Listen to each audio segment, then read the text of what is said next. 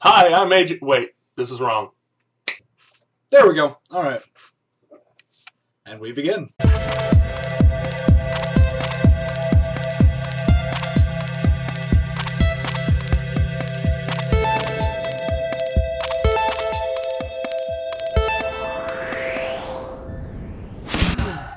All right. Much better. And welcome back for the Thursday show.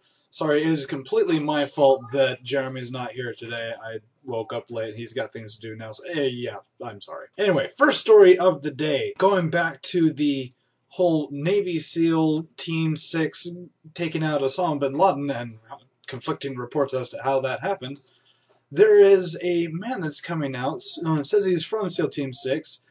Writing a book giving every single detail from his point of view.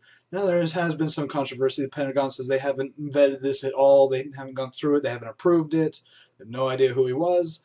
Well, Fox News kind of came out and actually said who exactly this was, has been confirmed, a member of the SEAL team that did the job. I'm not going to give you the name because that's just a stupid idea. I will say he's from Alaska, and you don't mess with people from Alaska. I know. I'm known a few personally. Anyway, I'm looking forward to the details, but not so much liking the whole giving away the name to people who might want to try to kill him. And on up to New York. Oh, that might actually be a bad cut. Well, either way, it has nothing to do with anything 9/11-wise. Actually, it has to do with bees in Queens. Turns out you can actually have bees in Queens if you didn't have a permit, but a restaurant keeper who was recently found to not have a permit and had over 3 million bees in a 20 by 20 foot square space. This is utterly ridiculous. The bees have been confiscated. They had no official word as to what's going to happen to them, but just bees everywhere. The New York City Police Department's bee expert has stated that this does constitute animal cruelty, and he's never seen anything like it before. And really, the whole thing I take away from this is New York City Police Department has a bee expert employed? Jumping on to the next story.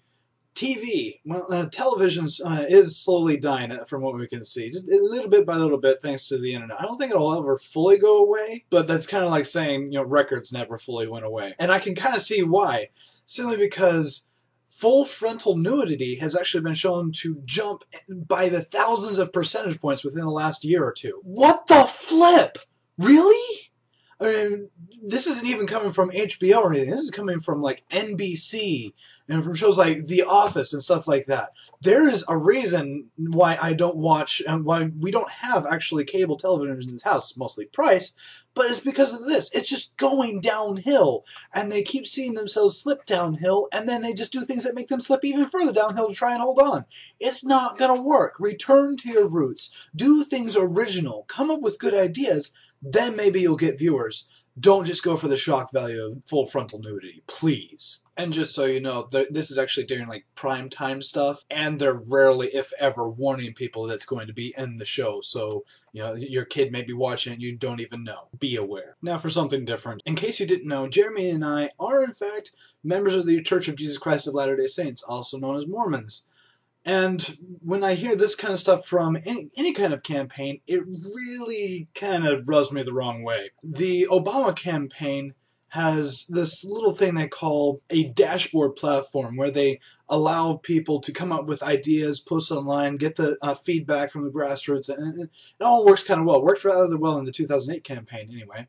Well, roughly a week ago, there was a poster that posted this, more detail in that article below, basically saying that they should start a whisper campaign against, well, my church, pulling up as much of the misinformation as possible, taking good information and spinning it the wrong way just so that people in places like, Tennessee, South Carolina, Georgia, etc. could start fighting, could turn away from, Romney as a Mormon simply because he's Mormon. This is wrong. This is completely wrong, especially since they have a thing on their site that says we take down anything offensive, anything that we feel is wrong.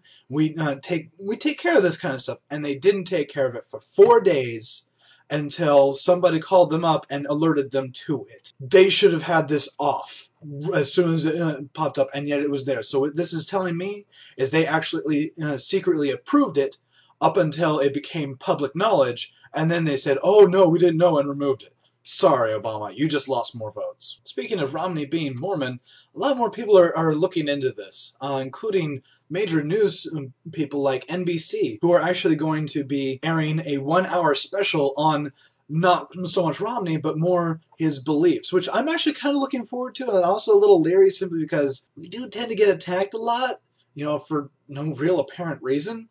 So I guess we'll see. Overall, though, ABC has actually sent out their own little thing, a continuing 4-minute special nightly, that I checked out and is surprisingly accurate. Normally when you put news and Mormon together, accuracy does not usually follow, but this time it does. There are a couple little snippets I'd like, okay, and our first prophet, Joseph Smith, is actually the first Mormon on a presidential ticket. He just didn't have anywhere near the backing of Romney. But other than that, this is an amazingly accurate portrayal of my beliefs, and I'm rather glad it's out there. Check it out if you want. Altogether, things are looking up. For me, this shows that really there's a lot more understanding, a lot more intelligence and tolerance going around. And so, all in all, a good thing. Thank you once again for checking out Extraordinary Times. Liked it if you liked it over there. Favorite here. Subscribe up there if you're watching on YouTube. Please watch on YouTube. It really helps us out, helps our numbers and everything. Share us on Twitter, Google+, Facebook, whatever you share us with, because that is really what helps us grow and get our message out to those who really need it. And once again, always, be aware.